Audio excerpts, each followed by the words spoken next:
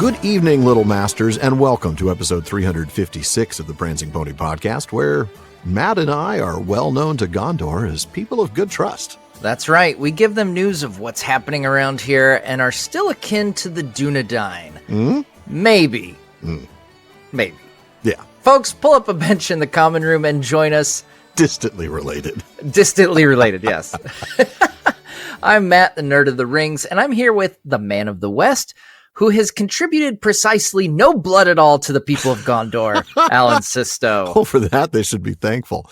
Folks, join us for the long-awaited Ride of Eorl as we reach the halfway point of our 6-episode sidebar through Cirion and Eorl. But not before the ride of Borondir. That's right. Folks, no matter how you arrived, you're all welcome here in the common room.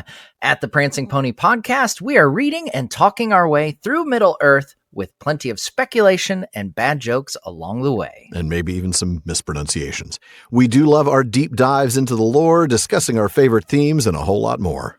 But we try to keep it light and fun like a couple of friends chatting at the pub, and we're glad you've joined us. And I'm sure you'll be glad you joined as well. But before we get to tonight's chapter discussion, it's time to welcome one of our patrons to the show as we visit the North Wing.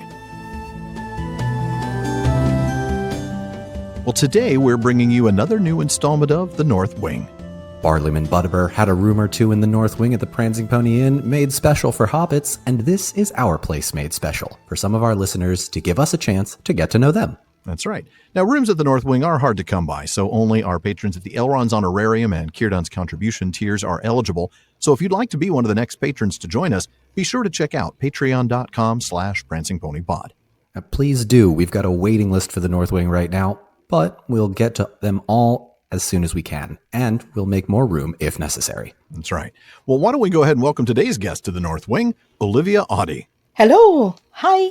Hello, Olivia. Thank you for joining us today. It's a pleasure to see you. And you. Thank you. All right. Well, go ahead and tell us a little bit about yourself. Where are you from? What do you do? And kind of more importantly, what do your loved ones think of all this Tolkien stuff you're into? Do they just reject you as a total nerd? Do they avoid you at holiday meals? Or do they love it? That sort of thing. Right. So my name's Olivia. I am half English, half Italian. I was born in England, but I grew up in Rome, for which I was incredibly lucky. And I am now living in the UK and working in the international development sphere. I'll leave it at that. Oh, wow. Very nice. I've been a fan of Tolkien since I was probably about 6 when my mother first read me The Hobbit. And as you can sort of see as a result of that, it was in fact my family who inspired me to read this, but also my wider family, my uncles in English side, uncles and aunts, all are Tolkien fans. My cousins are Tolkien fans. It's a fantastic, I love that. It's a fantastic way to be all together, loving it. And I am slowly corrupting all my great nephews and nieces to the true Tolkien way. Good. Yes. Good, as it should be done. All right, Olivia, a question we ask everyone who comes to the Prancing Pony. When and how did you discover Tolkien's work? And what was your experience like? And also, why do you keep coming back? Yeah. Well, okay, Mum read me The Hobbit when I was about 6. And then when I was a little older, I read it by myself. And then I think it was probably when I was about 11 or 12, I asked for Lord of the Rings. I read it. I think it was 3 nights it took me. Wow. I actually stayed up all night under the covers in my bed. I held my covers up above me so my parents wouldn't see the light, and I read all of it. I was completely hooked. I loved it. I didn't start the Silmarillion until I was about 18 or 19.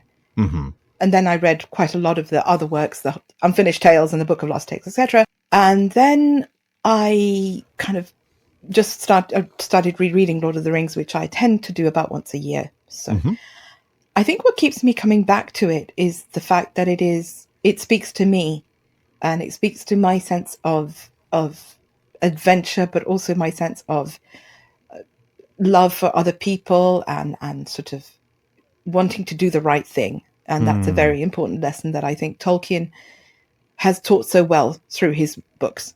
Oh, I wholeheartedly agree. That's Absolutely. a lovely reason to keep coming back. I like that.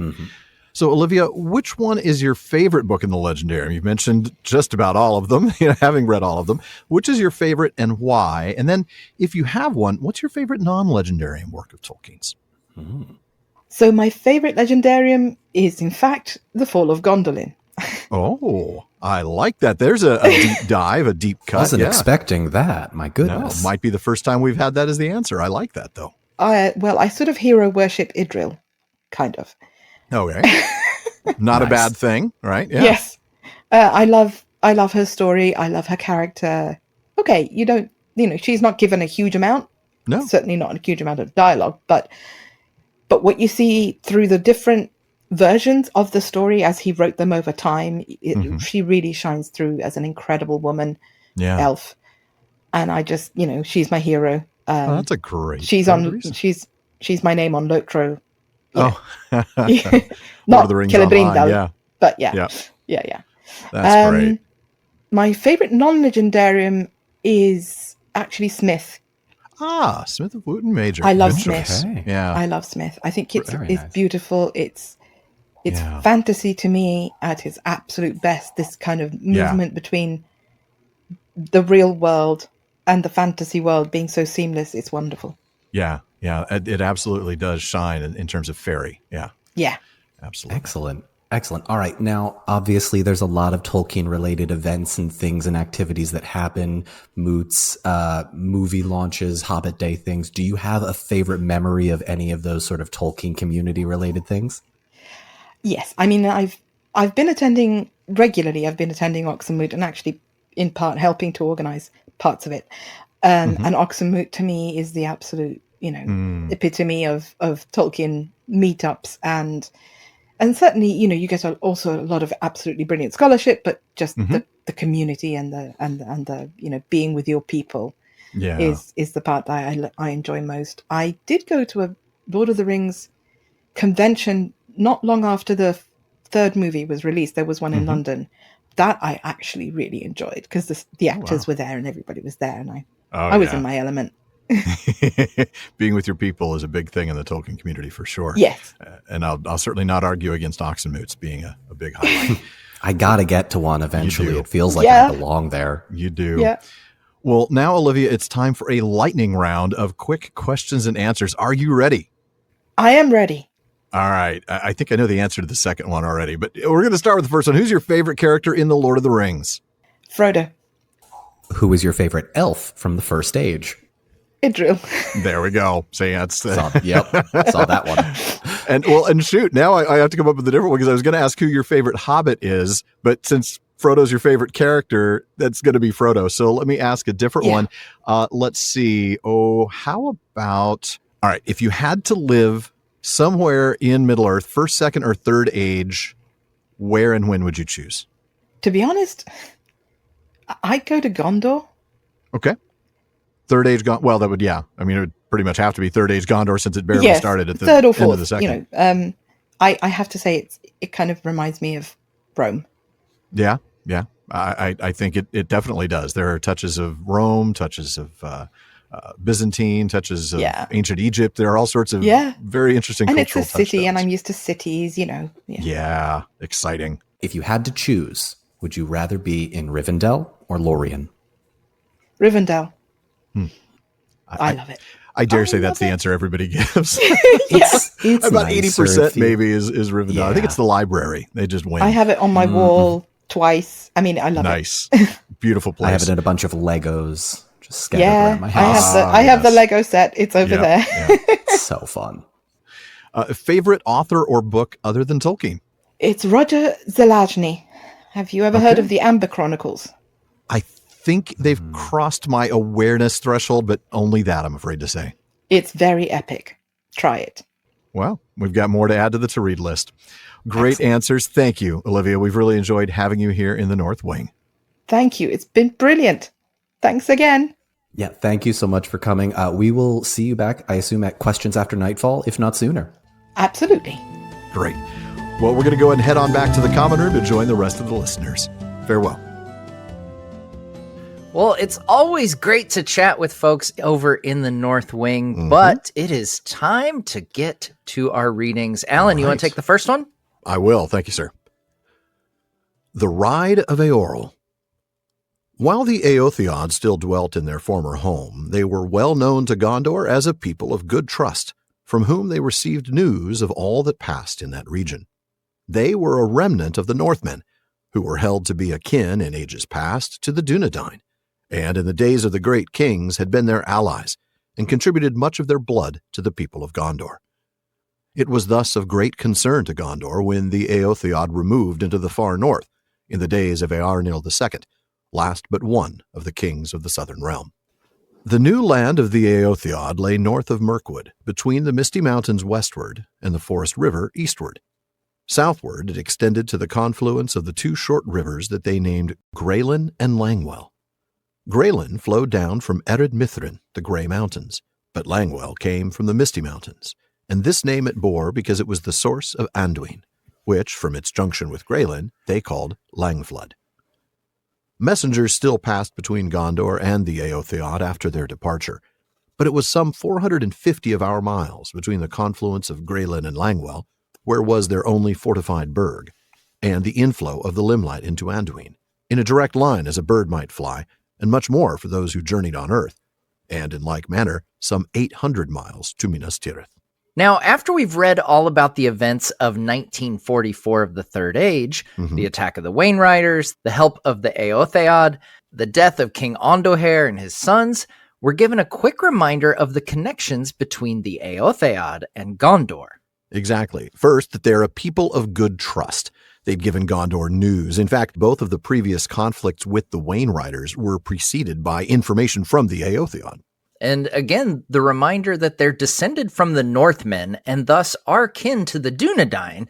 We don't have any need to go over that again here, but it's ancient in their lineage. They are connected. That's right. And I do like the reminder, though, that they had contributed much of their blood to the people of Gondor. And it's interesting because it feels like that's a twofold contribution, and I'm not sure whether Tolkien means one or the other or both. I mean, at first, I'm thinking they contributed their blood in terms of fighting alongside Gondor. I think about Eldacar and how many of the Northmen fought with him as he retook the throne from Castamir the Usurper. But then I'm thinking about how much they'd contributed their blood in terms of becoming a part of the ancestry of the kings and the Dunedain of Gondor. What do you think? Interesting. Yeah, I kind of always associated this with contributing blood because they had fought alongside Gondor. Yeah, exactly. Sacrifice. Yeah. Yeah, that was my initial... But we do see throughout history, and even after this, especially, we see, the intermingling. I mean, right. Theoden is born and grows up in Gondor. Which is pretty cool. I think I've always enjoyed his mother is Gondorian, right? I mean, Gondorian. His father comes back from Gondor speaking Sindarin and Rohan. Right. Yeah. And, I mean, Eomer will marry a princess of Dol Amroth, like Imrahil's daughter. Yeah, yeah. There's a lot of great connection between these two peoples. So it's interesting that it could very well work for both. Yeah, personally, I've always kind of looked at it as spilled blood, But what about you? That's the thing. I think I probably would have thought spilled blood just because of all the times that the Eotheod, the Northmen, and eventually the Rohirrim fought alongside Gondor. But then I think when we went through the kin strife recently and I realized, hey, every king after Eldacar had Northman blood in him. That made me think, okay, I think Tolkien says this really with both meanings in mind. As a possibility. Yeah, it's really interesting. Yeah, they certainly have contributed a lot of blood in both senses when you realize, again, after Eldacar, and that's a long time in the past now, right? Yeah. The kin strife is quite a bit in the past. It's over 400 years, 500 years now in the past. Yeah. Yeah. Gosh. I mean, think of it in our present day terms. That's way older than the United States is. So, how much has happened? Like, that's as ancient history to us, as to them as the founding of our country and more. I know. I mean, I just confirmed the kin strife began in Third Age 1432. So yeah, more than 500 years before. Yeah. Wow. So, and ever since then, there's been blood of the Northmen in the royal line. Yeah. There you go. So as close as the Eotheod have been with Gondor, it seems a matter of great concern when they decide to move up north. Wouldn't it? I mean, yeah. These are your good friends. These are your allies. They're like, yeah, we're going to go up that way. Yeah. We're going to move on the other side of town. Yeah. The text here says only that this move took place in the days of Eorl II. And we just talked about him last week as the victorious leader at the Battle of the Camp, and the man chosen to become king of Gondor over the claim of Arvedui, the last king of Arthedain. But the footnote points us to a couple details back in The Lord of the Rings. That's right. The first is something that we talked about a few episodes back, and it's the cause of their migration to the north, overcrowding in the Vales of Anduin. Remember that once they learned about the defeat of the Witch King back in Third Age 1975, that's when they moved up north. But the second thing that we learned from that is that we get a specific year for this move from the Tale of Years in Appendix B, and that move took place in 1977. So 33 years after the death of King Ondahare and all of that. And the next paragraph is something we covered 4 episodes ago in episode 352. It's just about the new lands that they moved to up north. Right. So we don't need to repeat all that No, again here as well. Go back just a couple of episodes ago and you'll hear it all. Though we might remind you that the footnote mentioning that the Greylin and Langwell are unnamed on the Lord of the Rings map, and that's because the maps then published with Lord of the Rings were the original map drawn by Christopher in 1953. And he redid that map completely in 1980 for Unfinished Tales. Yeah. And that updated map would then accompany future editions of The Lord of the Rings. Exactly. So if you're looking at that footnote and going, what do you mean these rivers are unnamed? I'm looking at them right here. That's because you're looking at the updated map that he drew for Unfinished Tales. So anyway, like we said, they went from basically being close by neighbors to moving across the continent. I mean, they're now 800 miles to the north of Minas Tirith, and we'll see today how that distance comes into play. And of course, that 800 miles is in a direct line as a bird might fly. It's a lot longer on horse or on foot. Yeah, it's like if you move further away from family, it's like you're sending you might be sending a message almost, or they might take it that way, I guess. That's exactly right. Yeah. Yeah. Now, as we'll see later this episode, it's more than a 2-week journey on horseback, even for a messenger focused on speed. Yeah. But more on that when we get there. Much more, because that's a really, really fast Very journey. Important. Yeah. Now, right after we ended the reading, there's a 1-sentence paragraph that I confess I'm a bit confused about. I'm not sure what the point of it is, but it's explaining that the chronicle starts at the Battle of the Field of Celebrant, but if there are events that took place before that, quote, they may be made out to have been of this sort. Now, that kind of threw me for a loop as I'm reading that. Is this saying that there were other events like the Ride of Eorl?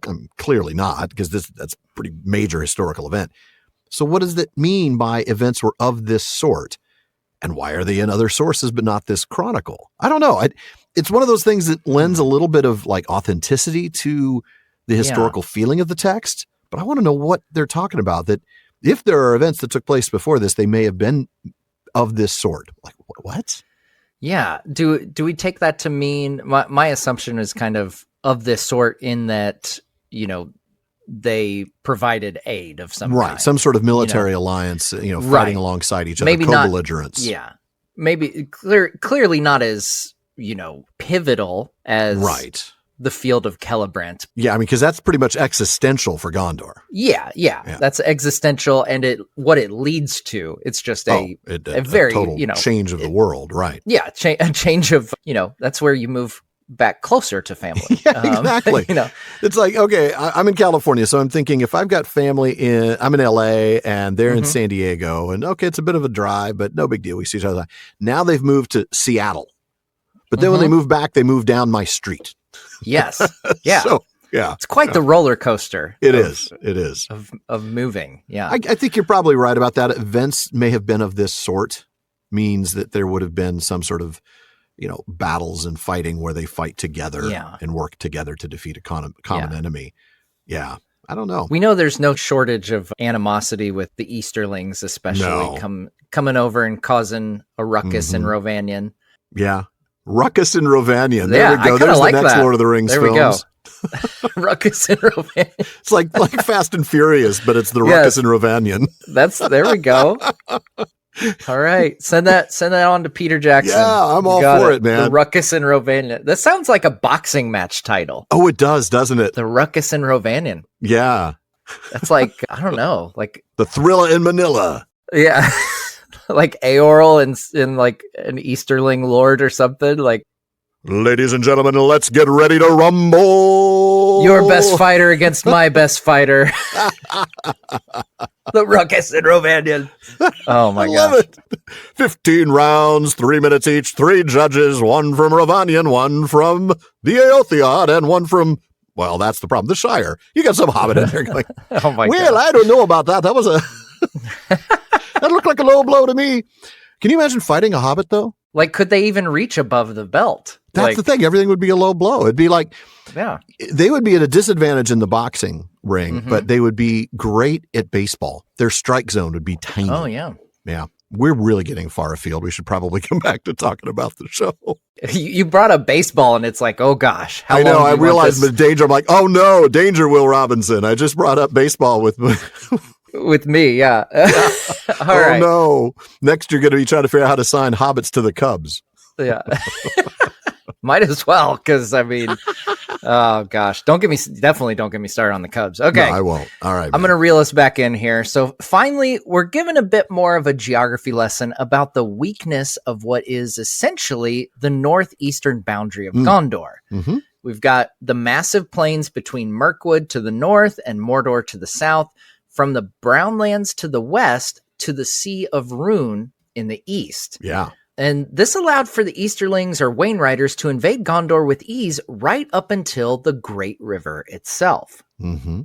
And now we skip forward in time a lot, as the text mentions the Watchful Peace and how the forts along the river, especially those near the Undeeps, which we talked about recently, kind of giving an explanation of what the Undeeps are.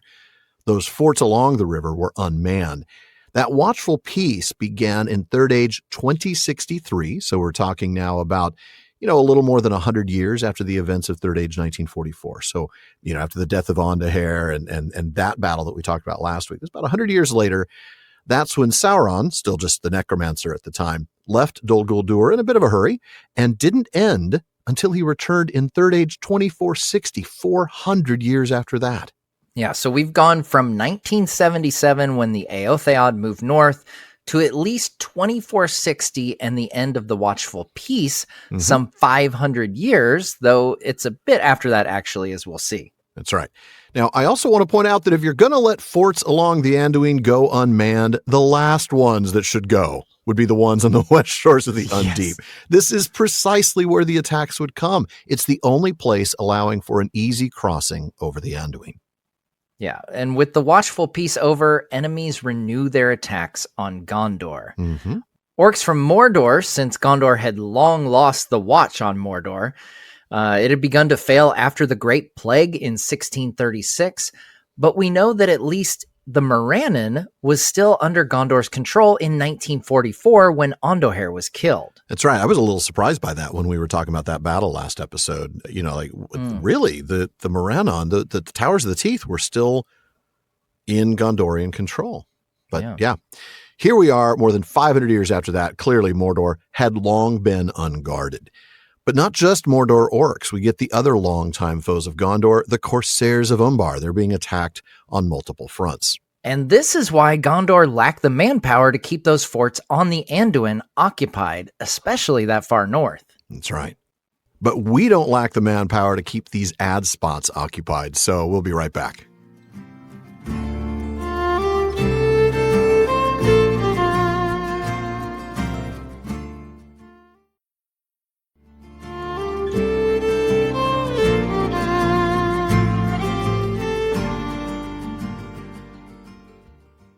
Now, soon we're going to go ahead and get back to the story and finally meet Cirion. But before we do, we want to remind you there's a lot more talk going on at the Prancing Pony podcast than just us, and that's a good thing. The PPP has an amazing listener community. They're always coming up with great questions and discussions across all our social media spaces. Check out our common room on Facebook, our dedicated subreddit, Twitter, and more. On Facebook, just look for the Prancing Pony podcast. Follow the page to get the news, but you're going to want to join the group to get involved in some really great discussions. Or if you prefer Reddit, find us there at r/prancingponypod. On Twitter and Instagram, we're simply @prancingponypod. And if you want daily Tolkien content, and come on, I mean, everybody wants daily Tolkien content, check out Today's Tolkien Times on YouTube and all your favorite podcast apps. It's my short format daily show. I've got everything from Mailbag Monday to Word Nerd Wednesday. Be sure to check it out at youtube.com/@TolkienTimes and follow @TolkienTimes on all your social media. Well, you know what? I think, Matt, it is finally time to meet Cirion. So why don't you go ahead and pick up the next reading? All right, sounds good. It was thus not until the winter of the year 2509 was past that Cirion became aware that a great movement against Gondor was being prepared. Hosts of men were mustering all along the southern eaves of Mirkwood. They were only rudely armed and had no great number of horses for riding, using horses mainly for draft, since they had many large wains, as had the Wain riders, to whom they were no doubt akin, that had assailed Gondor in the last days of the kings. But what they lacked in gear of war they made up in numbers, so far as could be guessed. In this peril, Cirion's thought turned at last in desperation to the Eotheod, and he determined to send messengers to them. But they would have to go through Calenarthon and over the Undeeps, and then through lands already watched and patrolled by the Balcoth, before they could reach the Vales of Anduin. This would mean a ride of some 450 miles to the Undeeps, and more than 500 thence to the Eotheod. And from the Undeeps they would be forced to go warily, and mostly by night, until they had passed the shadow of Dol Guldur. Cirion had little hope that any of them would get through. He called for volunteers, and choosing 6 riders of great courage and endurance, he sent them out in pairs with a day's interval between them. Each bore a message learned by heart, and also a small stone incised with the seal of the stewards, that he should deliver to the lord of the Eotheod in person, if he succeeded in reaching that land. The message was addressed to Eorl, son of Leod, for Cirion knew that he had succeeded his father some years before, when he was but a youth of 16. And though now no more than 25 was praised in all such tidings as reached Gondor as a man of great courage and wise beyond his years, yet Cirion had but faint hope that even if the message were received, it would be answered. He had no claim on the Eotheod beyond their ancient friendship with Gondor, to bring them from so far away with any strength that would avail. The tidings that the Balcoth were destroying the last of their kin in the south, if they did not know it already, might give weight to his appeal, if the Eotheod themselves were not threatened by any attack.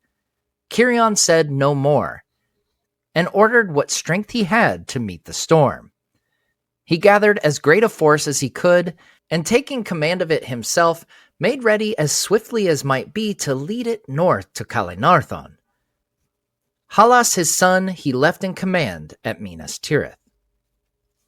Excellent. Thank you, Matt. Now, we did skip a couple of paragraphs in the reading, but we want to at least go over them. The first one sets the stage for us. Cirion is now the steward of Gondor. He took the position in Third Age 2489. As a sidebar, we learn in the Heirs of Elendil, which is included in the Peoples of Middle-earth, that he was born in 2449, so he was 40 when he became the steward of Gondor. And as we read back in episode 350, by the time he became steward, the reach of Gondor had grown short, and he could do little more than defend his borders. Now, recall that his father was the steward Boromir.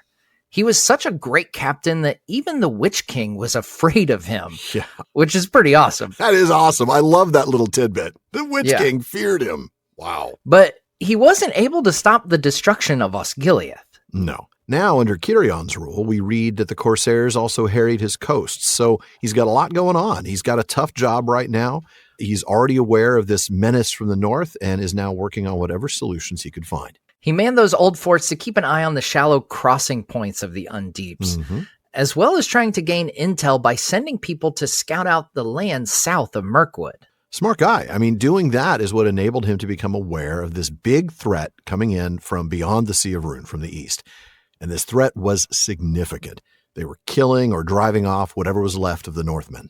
Yeah, and here this is talking about those that had stayed behind in the region to the east of Mirkwood, where the Northmen had originally come from, not the Eotheod, as we pointed out, who moved up near the sources of Anduin more than 500 years before this. That's right. But I want to talk about this a bit, Matt. How does this square with what we read just a couple of episodes back about how after that slave revolt, when the then leader Marhuini had to go back to his home by the Anduin, and we read that the Northmen of his race never again returned to their former homes.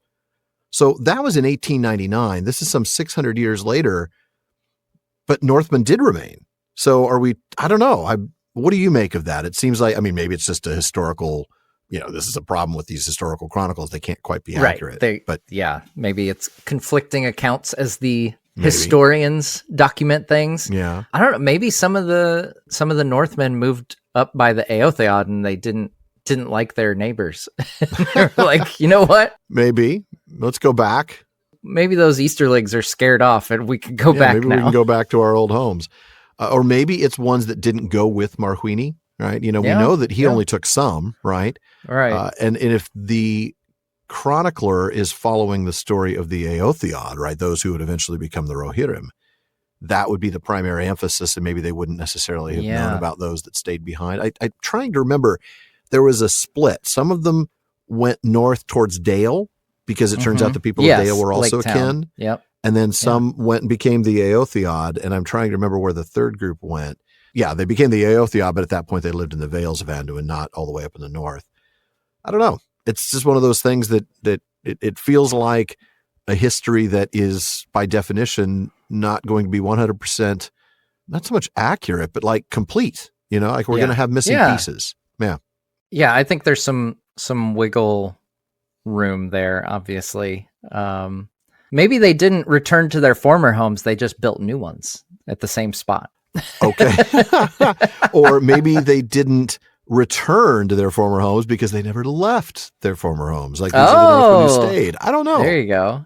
I don't know. See, we're just like, we're finding all kinds of some way to reconcile little this, slivers. Right? Yeah. The door opens a crack and we're busting it open. Oh yeah absolutely. I'm doing the whole Kool-Aid Man routine right there. Yeah, just, right. Hey. Now, still, even though these are friendly Northmen, Cirion couldn't send any help because he simply didn't have it. Exactly. Yeah. Yeah. In fact, just being a spy or a scout trying to gather information for him is pretty dangerous. Too many of them never returned, it says. Yeah, that's not a job I'm applying for.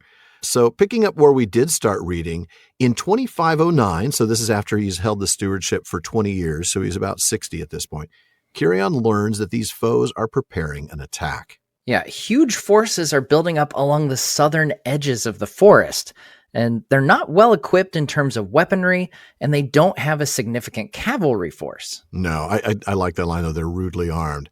Hey, I'm walking here. You got weapons that just like talk back. Oh, gosh. We made such a terrible joke about that with the rude harp that Finrod used when he first encountered the men. He picks up a rude harp and starts, leave me alone. Get your filthy hands off me, you elf. Jeez. Oh, folks, man. I apologize. I really actually genuinely do. We've gotten some emails from people about how we don't take this serious enough because we make jokes. So, yeah. Oh, really? Okay, just one. Okay. from somebody who's undoubtedly not listening anymore. Was it Sean? No, it was not Sean. It's like, hey, this is really falling off. Jumping the shark, man. All right. So, like you said, the army they're gathering under the eaves of Mirkwood, they're not, they are rudely armed. They don't have a lot of horses. That's really unlike the Wainwriters from last episode and 6 centuries before, who you'll recall wiped out Ondahare and most of his army, utilizing a force that led with cavalry and chariots. Now, it's not to say that these people don't have horses, but like we read, they're draft animals. They're used to pull the large wagons. Yeah, and the chronicler here suggests that they were akin with those Wainwriters, and that makes sense not just because of the wagons, but the region from which they're coming. Yeah. Now, even though they don't have cavalry to speak of, and they aren't equipped with great weaponry, well, quantity has a quality all its own. This is a significant force. Yeah. As he recognizes the existential threat to Gondor that this pending attack represents, Cirion thinks, in desperation, of his allies far, far to the north. Why'd the you move there? Eotheod. Yeah. Exactly. Would have been a lot easier if you were just up the road. Right. Yeah. But yeah, it's not going to be easy because they're 800 miles as the crow flies, more than 950 miles as the horseman rides. That's a long way. It's a very, very long way. Incidentally, this is pretty close distance-wise to the distance that Aragorn has to travel with Gollum when he captures him and takes him to Mirkwood. And that's on foot. Like, just further cementing Aragorn's legendary status that he not only traveled that distance on foot, but with Gollum in tow. Wild. But one thing that Aragorn did not have is enemies attacking him everywhere, because we see here, this messenger is going to have to travel through lands currently under the control or the watch of these Balkoth. Yeah, that's pretty bad stuff right there. I mean, this is a hostile territory. It's a long way. I mean, I'm just trying to get an idea. I mean, if you're in London, 900 miles is more than it takes to get to Rome or Budapest. I mean, it's a long, long way. And if you're in LA, it's like riding a horse to Portland. If you're in New York, it's like riding a horse to Memphis, Tennessee. I mean, it's a long, long way. Yeah. So apparently, according to Google Maps, you can walk from Portland to Los Angeles in 354 hours. So I think you should try that out. 4 hours. That's a Patreon exclusive. So even if you walk 10 hours a day, you're talking about more than a month of foot journey. Yeah. I think you should do that journey for your Patreon supporters and document it. Why in the world would I walk to Portland from here? I don't know.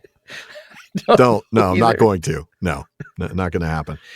Because how am I going to produce the show from the road? Because it's going to take me over a month to get there and then a month to get back. And then I'm going to be dead because I will have tried to walk 2,000 miles. Not going to happen. All right, let's go ahead and take a look at the word Balkoth before we go any further. Note that we are not calling these people Wain Riders or even going back further, Easterlings.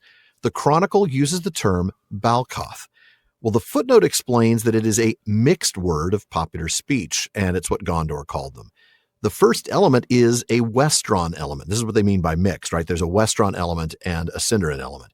The Westron element, Balk, is glossed as horrible, while the second element, by the way, I love that, horrible, just horrible. The second element is the familiar Hoth, right? We've talked about that word a few times before. It means horde, as in Glamhoth, which is Din Horde for the orcs, Tol in Gaurhoth, Isle of Werewolves, and recently also Losoth, the snowmen for the people living in Forochel.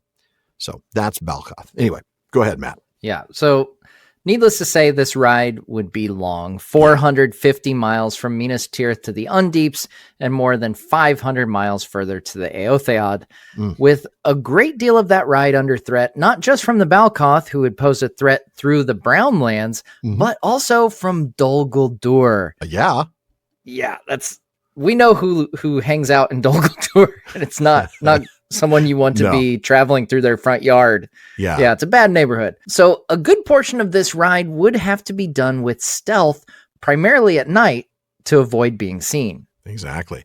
And given those conditions, Cirion knows the odds are against him. As Gimli might say, certainty of death, small chance of success. What are we waiting for?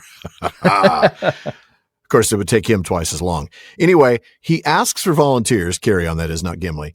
And I mean volunteers who absolutely know they are unlikely to survive this journey.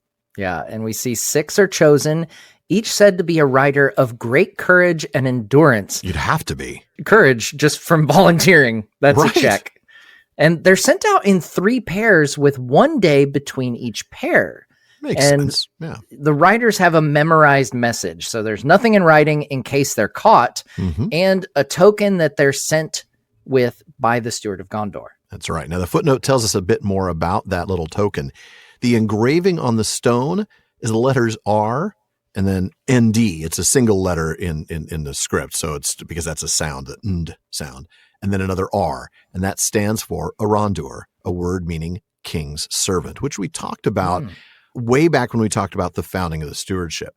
But we will do a touch more word nerdery on this later when it comes up again in this story, not this episode.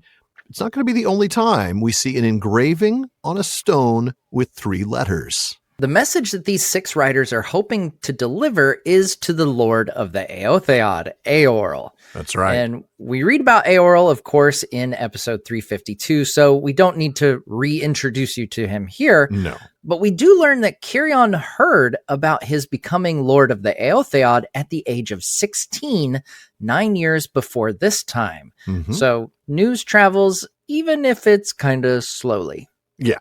And even though he is still quite young for a lord of a people, I mean, he's only 25, Cirion has heard only good things. He's courageous. He's more mature than one might expect, especially for a guy so young. So he's clearly wiser than us.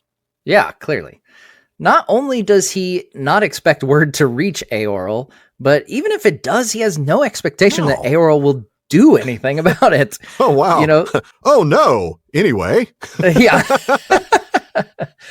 Because at this point, there's no formal alliance. There's just kind of a friendship between their peoples that most likely has become a bit of a historical relic since they're so far apart now geographically. That's right. And there's no point in Eorl sending a diplomat or a representative.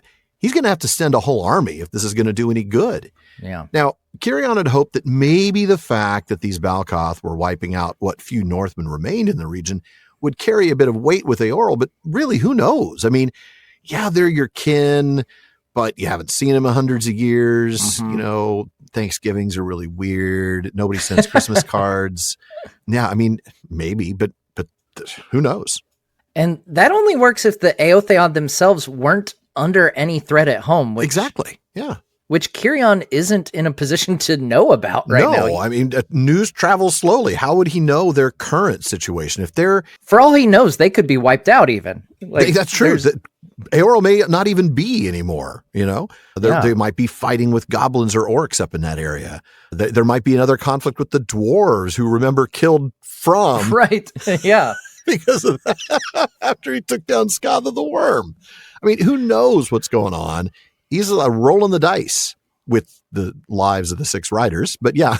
So interestingly, though, the footnote to this says that while he didn't say it out loud, Cirion was also aware of the fact that the Eotheod were getting a bit crowded in their new lands. The region wasn't particularly fertile. It's near the source of the river, not downstream where you might expect richer farmland. And with the people increasing in number, there were some practical reasons why they might want to leave. So Cirion was already thinking kind of geopolitically, if you will. Yeah.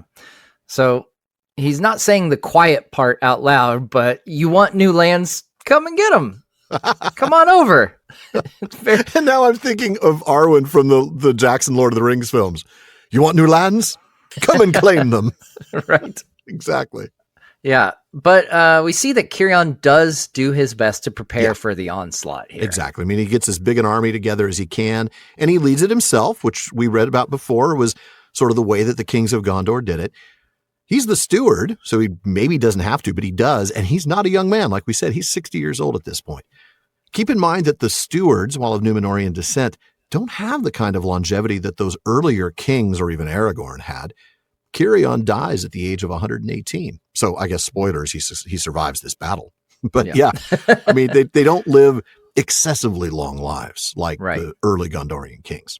And we also see that he leaves his son, Hallis, in charge. Mm-hmm. Yeah. No relation to the Chicago Bears owner, by the way. Oh, yes. Good catch. I appreciate that clarification. Yeah.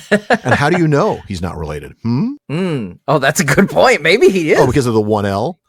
Maybe. Could be descended I think it is spelled differently. The stewards, Yeah.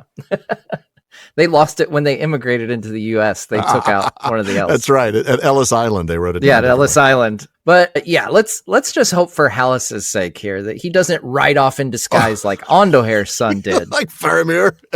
Sorry, Dad, I wanted to come to the party, but I died. Yeah, that's what we call an unforced error, folks. That really is. Yeah. Yeah. But let's find out what happens next, shall we? All right. The first pair of messengers left on the 10th day of Sulime. And in the event, it was one of these, alone of all the 6, who got through to the Eotheod. He was Borondir, a great rider of a family that claimed descent from a captain of the Northmen in the service of the kings of old.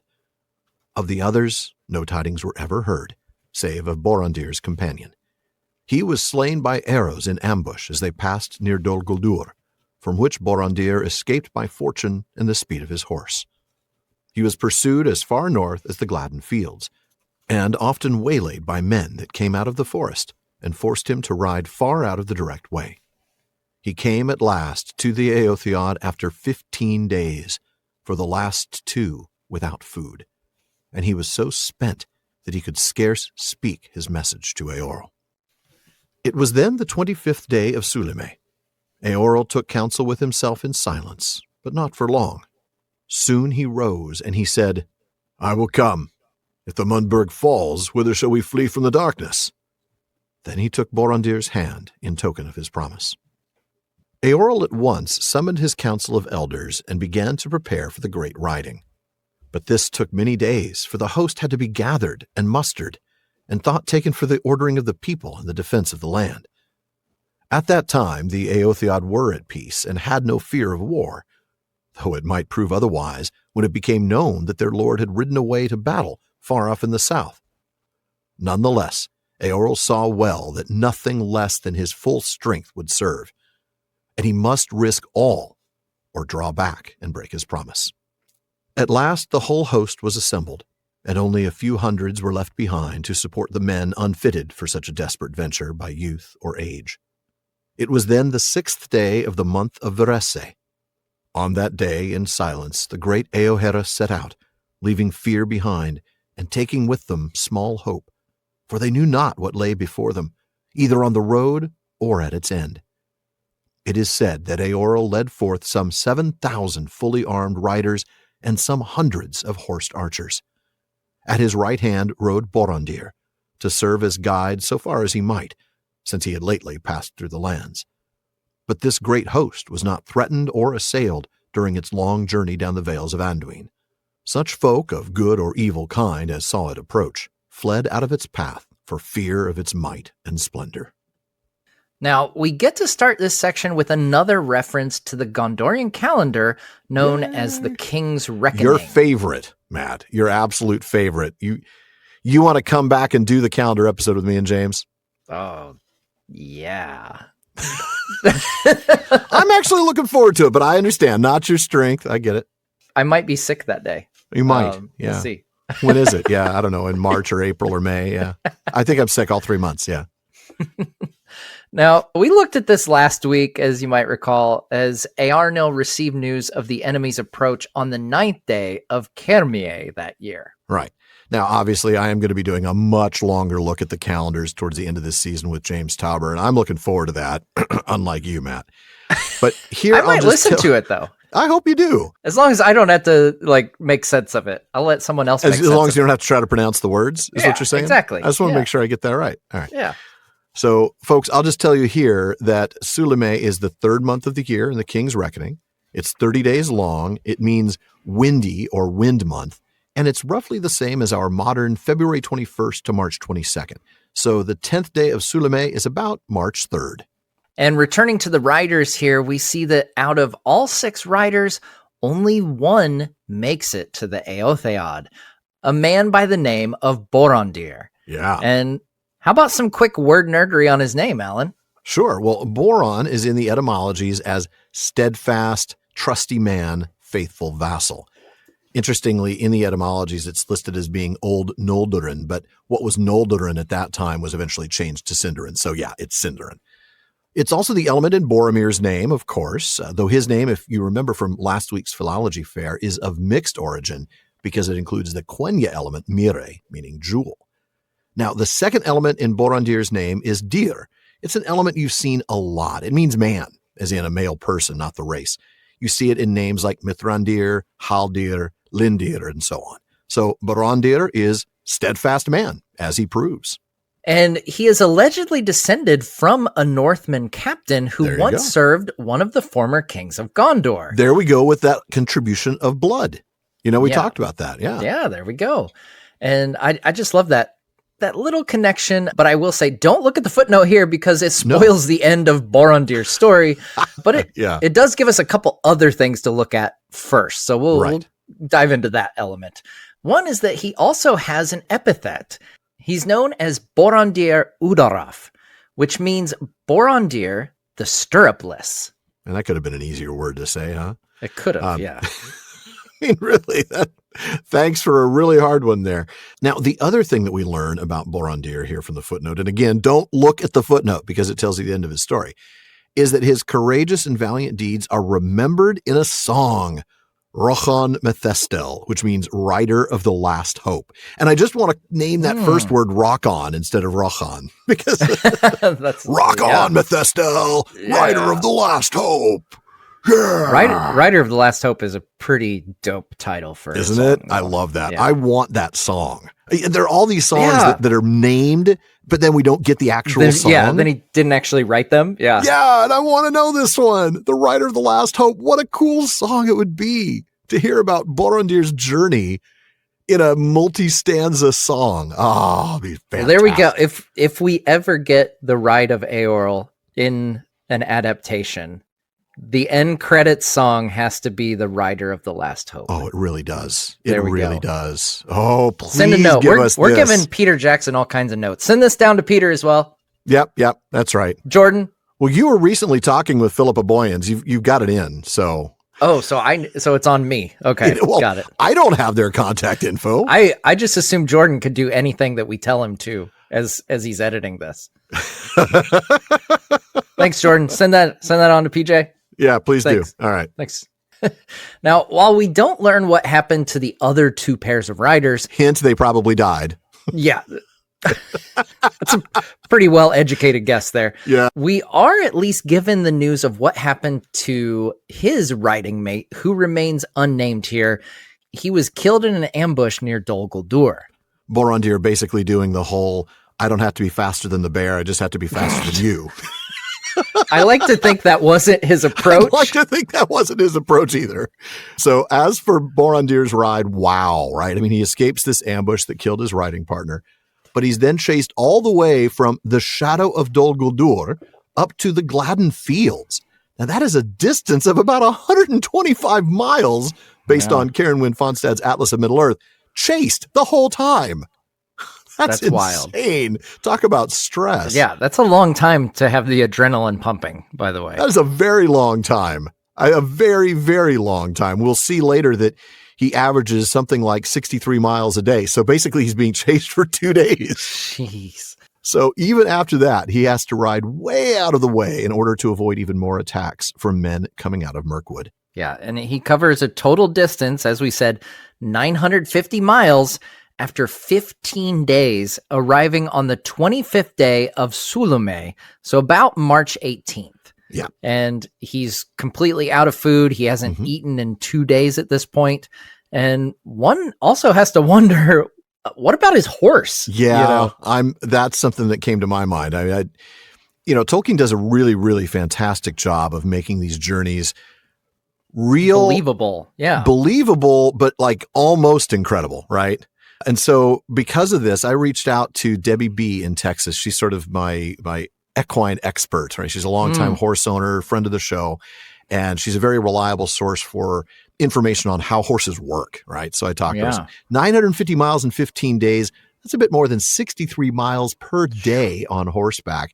I asked her if this was possible. Tolkien does sort of extreme travel stuff, right? The Three Hunters, Shadowfax covering 300 miles in 3 days. Of course, he was a Miras, so that's a little different. So what did she come back with? Yeah, she acknowledged that such a feat is probably possible, particularly if the horse is fit and regularly travels, which I think we can safely assume that here. Probably they're not going to send them on bum horses, right? No, this isn't going to be Bill the Pony. This is going to be, a messenger horse. Stud. Sure. Yeah, this is a specimen. Yeah, it is. But this is a massive distance to cover over 15 days in a row. She says that Arabians and some other breeds can do about 50 miles a day, but it's not usually prolonged over 2 weeks. And that's the thing. I mean, I was looking into a very, very niche thing, endurance horse racing. Yeah. And like there are Hidalgo events, with Vigo. There you go. There are events of this kind of daily mileage, the 63 or even more. But again, they're not stretched out for more than 2 weeks long. That's the thing. Now, Debbie explained a horse can do 30 miles at a walk in about 8 hours with no stops. Okay. Okay.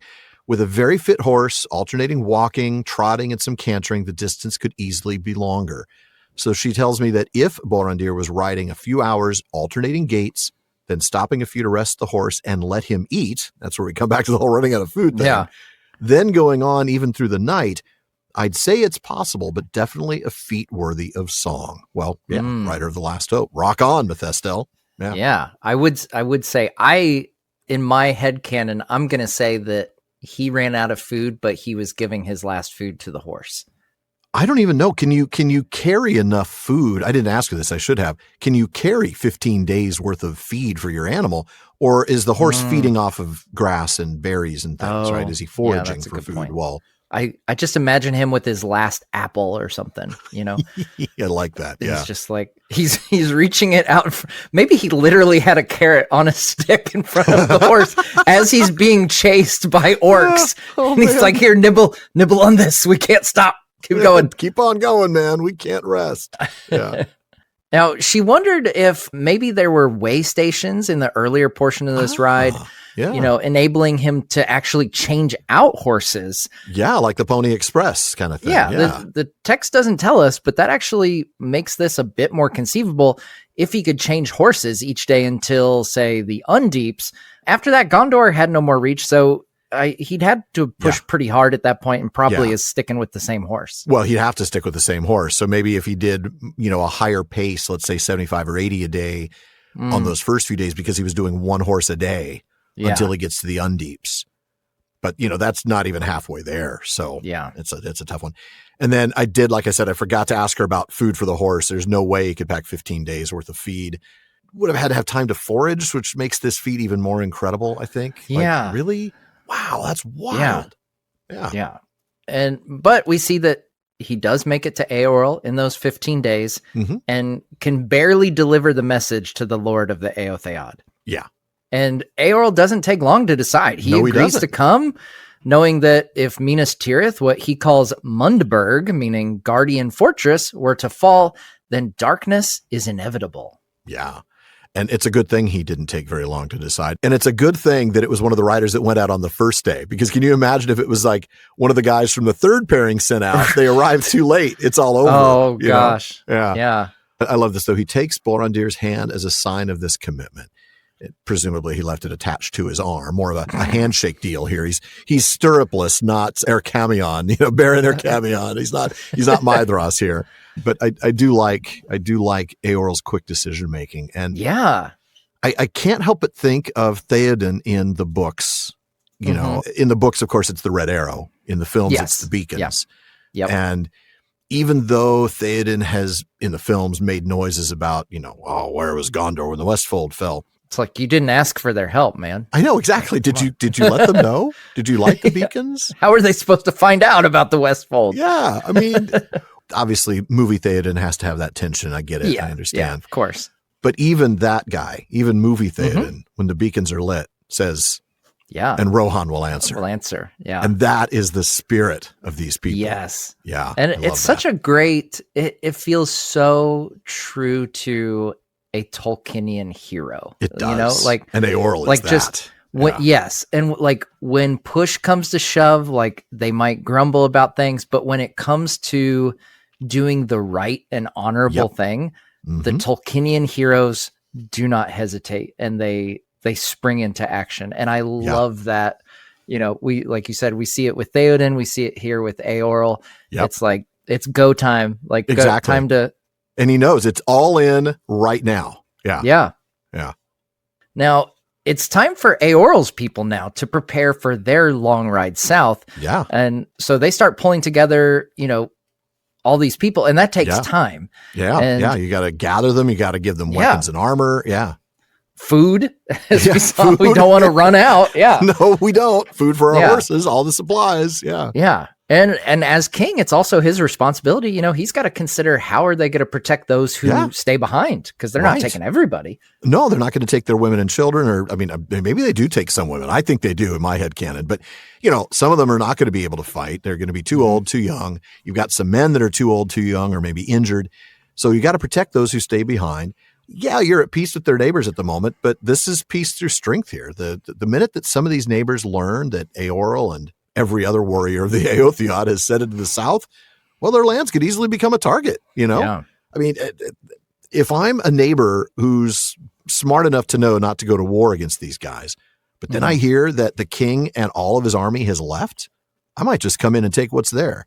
So Eorl's trying to figure out how to balance You would not be a Tolkienian hero if you did that. No, of course I wouldn't. And of course I wouldn't do that personally, but yeah. Yes, that's good. But like you said, the Tolkienian hero here, right? At the end of all this, Eorl comes to that correct conclusion. There is no point in sending a small force. If I do that, not only is it not going to help Gondor, I'm dooming all my people to death, right? That you are taking, yeah. Yeah, because they're going to be overwhelmed if it's a small force. I either bring everybody to this battle and I do it right now, or I have to back out of my commitment.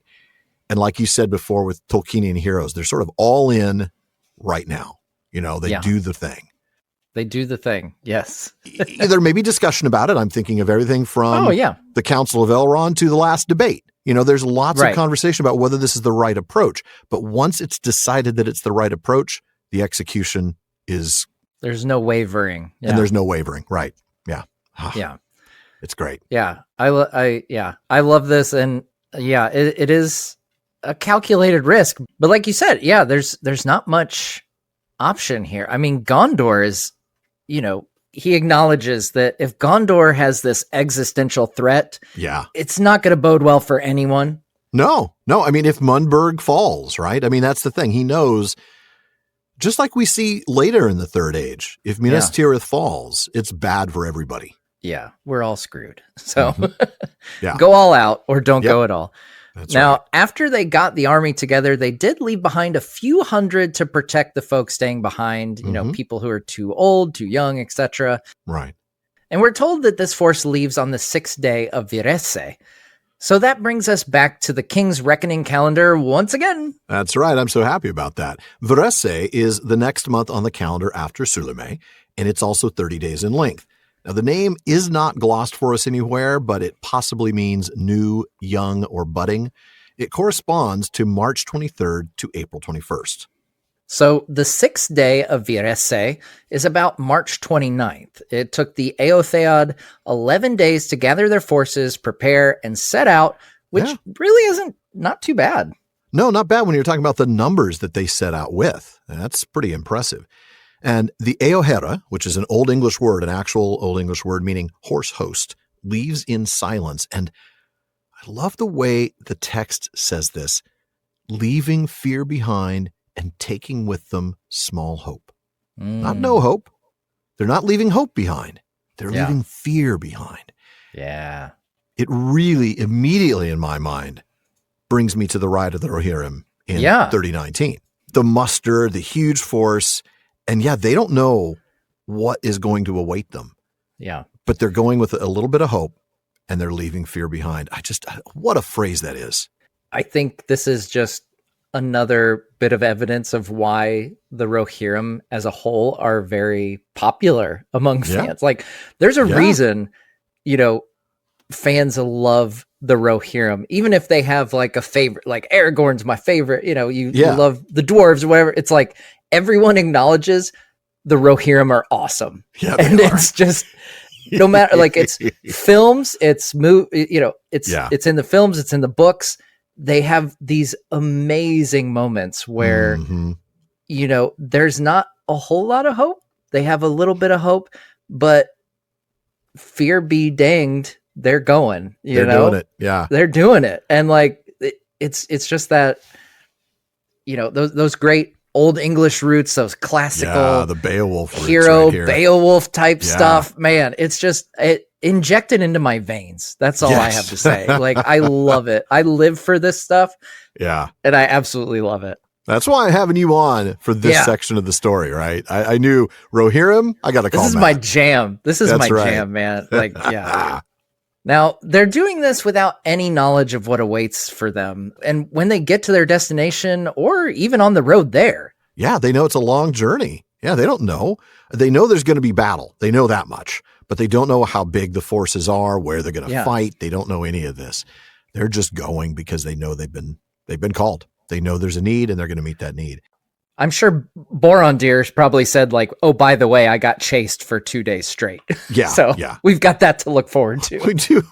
There's the whole Shadow Dol Guldur thing. Yeah. Yeah. Fortunately, the force is pretty big, right? Eorl does pull together a large army. It's said to consist of 7,000 cavalry, plus several hundred mounted archers. Now, as we talked about in the Ride of the Rohirrim a few years back, those 7,000 or maybe 8,000, let's say, with the horse archers, those would have to be supported by many other horses carrying wagons of food, weapons, armor, and supplies. You're not going to put all the barding on the horse to ride 2 weeks plus to get to a battle, because then they're going to be exhausted. You got to keep those horses fresh. So you're going to actually be riding other animals and keeping your war horses fresh. You've got to feed all of them, plus all of you, plus all of the logistical chain that's there. So there's a lot of people. We're talking likely 20,000 or more horses riding down from the north. I mean, 2 to 1 is not unexpected. In fact, that's probably a fairly conservative number. 2 horses for every horse that's going to be in the battle. So if you're talking about 7,000 or 8,000, then you're talking about an extra. It's probably more than 20,000. I mean, I've got to say probably 22, 23,000. Not surprising. Yeah. And organizing all that in 11 days. So that's where you get, exactly. You might think like it took them 11 days to ride out, but that's a lot of people. It's a lot of people and animals and everything. So that kind of gives you the context there. Mm-hmm. Working around the clock for, a week and a half. Yeah. Now, also in those 11 days, we see Borondir, has obviously recovered from his insanely difficult ride. He's had some time to recoup, and he's going to be a guide by the right hand of Eorl. And the host is not attacked or even threatened their entire journey. I mean, I can see why. So. Like, you see a host of 20,000 horses. Like, you're probably going to get out of the way. If there was like half a dozen chasing Borondir, those same 6 orcs are like, we're going to sit this one out. We're going to hide in the trees. Yeah. Screw that. I mean, just even the 7,000 plus the horse archers, which of course they're not doing that. They have to be bringing, pack animals. But my goodness, that's a massive force. I mean, definitely get out of the way. And we're going to get out of the way for a quick ad break.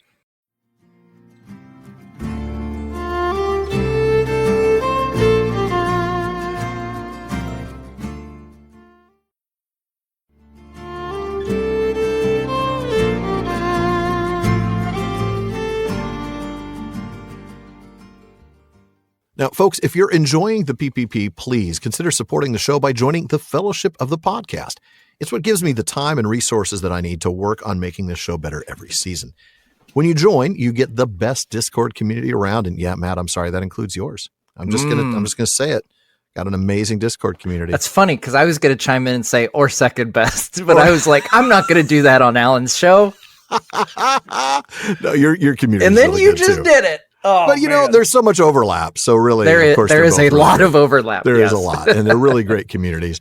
But you do get the best Discord community around when you join the Fellowship of the Podcast. You get live episode recordings. You get hangouts every month.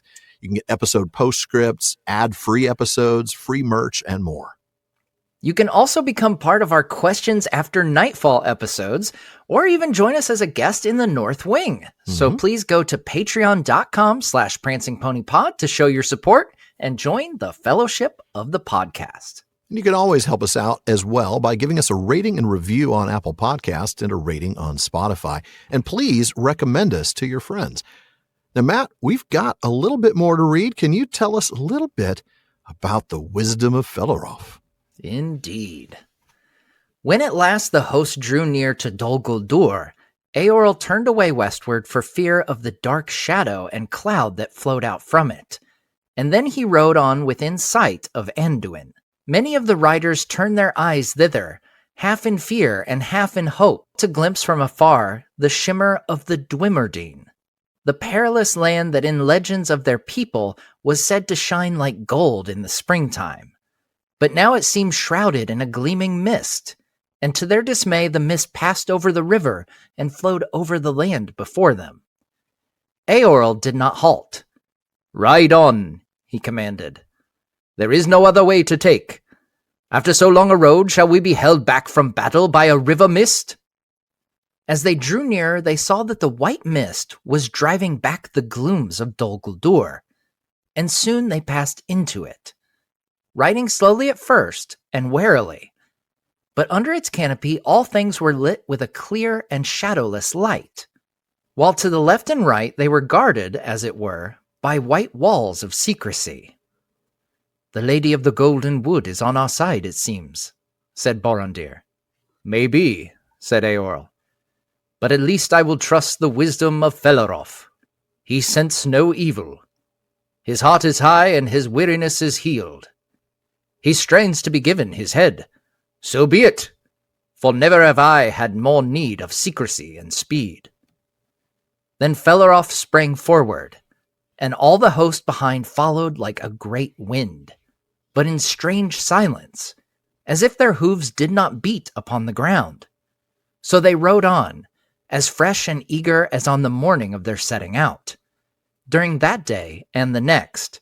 But at dawn of the third day they rose from their rest, and suddenly the mist was gone, and they saw that they were far out in the open lands. On their right the Anduin lay near, but they had almost passed its great eastward loop, and the Undeeps were in sight. It was the morning of the 15th day of Virese, and they had come there at a speed beyond hope. I love that. I'm getting chills just thinking about it. It's good stuff. It really, really is. We did skip reading the very first bit, but let's take a look at what happened as the Eotheod made their way south. Now, even when they got to the southern part of the forest, an area the text says is infested by the enemy, there still wasn't anybody to confront them or even to spy on them, which is interesting. And it turns out this was because of, the text says, events unknown to them. Matt, what events unknown to them are going on here? What are we talking about? There's not much going on in 2510, according to the Tale of Years. I mean, the only other thing mentioned is Celebrian going across the sea, but that happened in the Redhorn Pass the year before. She never made it to Lorien, so I don't think that's it. What are we talking about? I don't know. I didn't connect the dots between Celebrian passing over the sea, but in light of the mist that we see here, it makes me think like, man, maybe Galadriel got really pissed off. Yeah, my daughter. She just lost her daughter, essentially, for a time at least. Yeah. And it's like, all right, you want to play this game, Sauron? And then she helps the Eotheod a bit, I hadn't even tied the two together. Because I was just thinking, it's no relation to that because that happened before she even made it over the Misty Mountains. But you're right. Maybe Galadriel's like, all right, fine. We're amping this up. We're going to play this game that hard. She needs to let off some steam. So she's gonna drive back that darkness from Dol Guldur a bit. Let off some steam. Yeah. I see what you did there. Oh, I didn't even mean to do it. Oh man, this is the effect you're having on me. See, that's good. No, you should be proud of yourself, Lord. Matt. We're going to get more hate mail from Sean from all these puns. Oh, man. Oh, but events unknown. Like what other things are happening? I mean, what things could be happening? If it's not that, though I like that. I like the idea of Galadriel being really sad and angry and wanting to take action. Yeah. She would have helped him out anyway, I think. I think so. Right? Yeah. I think so. She had to know this was coming. I mean, right. We know that the Galadrim are, really good at knowing what's going on. They're on top of things. Yeah. They're on top of things. I'm sure Borondir thinks like, you could have helped me out a little bit as I was passing that area. Well, you're still alive, aren't you, Borondir? Oh, yeah. How do you know we didn't? That's true. It was only 6 orcs chasing you. The only reason it wasn't 30 is because we shot most of them. Yeah. So what? So what could be other events unknown? That's the thing. I mean, it clearly is implying something about Galadriel and Sauron, right? It's clearly, but really, I mean, what other things? Even the southern part of the forests, nobody even to spy on them. Mm-hmm. I don't know.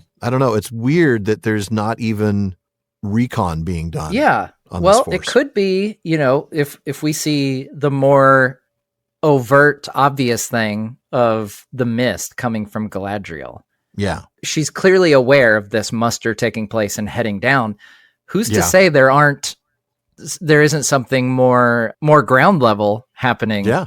Where she's sending soldiers to, snipe some guys with their bows and arrows, Maybe. Maybe they're helping out in the shadows. Yeah. I don't know. I like that. I mean, it's events unknown to them. That's the point. It's events unknown to them and to us. It's all theories at this point. Yeah, so exactly. Yeah. Now, where we picked up reading, we see that they're now nearing the southern edge of Mirkwood, which, as we've discussed, means they're nearing Dol Guldur. And understandably, they steer a bit to the west in order to avoid the visible, tangible sense of evil emanating from Sauron's vacation home. And yeah. As they approach the Anduin, the riders look to see if they can spot the land of Lorien. And I love what the text says here, half in fear and half in hope. Oh, that is so good. And it is so perfect for the Rohirrim. I mean, they even had stories about this place, right? It makes sense given they used to live north of Lorien in the Vales of Anduin, so they used to be closer. Not only can they not see the land, though, they begin to get dismayed by this mist that covers it and flows out over their road to the south. I was just thinking, do you think, some of this half in fear, half in hope, this relationship or this thought they have of Galadriel, plays out later with Éomer? Oh, that's exactly what I was thinking about. These the way that he kind of talks about Galadriel, they don't really know. It's there's a fear there. Yeah. It's we think she might be good, but she might be really bad. She might be terrifying. Yeah. Yeah. She is terrifying apparently to them. But Eorl isn't going to be stopped by a little fog and commands his troops to keep going. After all, what other way is there but forward? Yeah. And how else can we go forward, right? We can't go and cross into Lorien, and we sure don't want to get any closer to Dol Guldur. So this is the path that we've got to take. And as they do, they witness this fascinating battle between light and dark. And it's one that we see continuing to play out more than 500 years later. When the Fellowship arrives in Lorien, we read about Haldir explaining about Dol Guldur. He says, "A black cloud lies often over it of late. In this high place you may see the two powers that are opposed one to another, and ever they strive now in thought.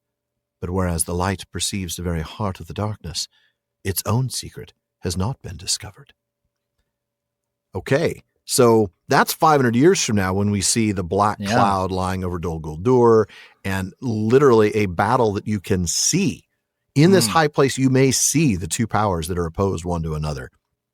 And the light and dark, and it's very, very clear, very visual, very powerful metaphor here.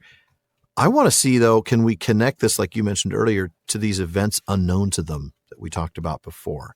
Yeah. This battle between these two. Yeah, so this battle between light and dark, symbolically played out with the mist and the glooms, sees the white mist pushing back the dark, giving Eorl and his people safe passage. It's that light and shadow thing that we see all the time. Yeah. Great symbolism, for sure.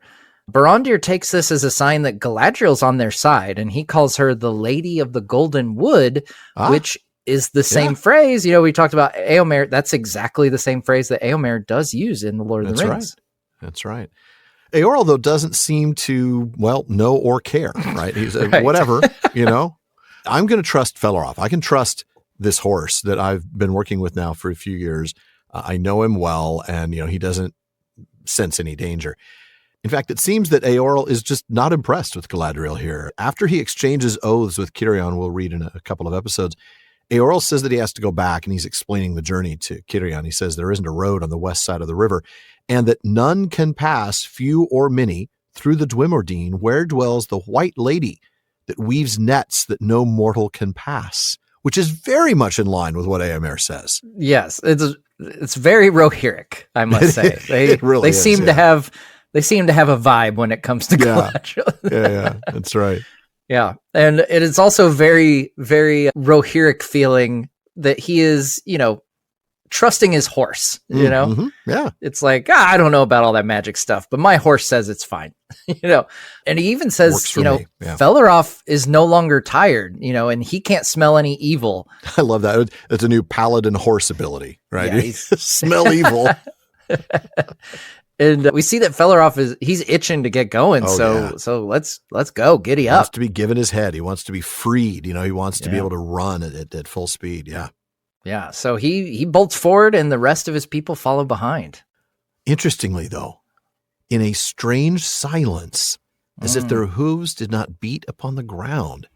Now, is this a more active assistance from Galadriel? Is she like somehow, instead of just extending the mist out to sort of drive the shadow away and protect, give them like visual cover, is she hiding them from Sauron's forces by sort of, I don't know, suppressing the sound? Is this a magical thing? I think it's soundproofing. Like the mist is soundproof is what I should record my podcast there. You should. Yeah. That'd be nice. Yeah. Have Galadriel don't even have to build a booth.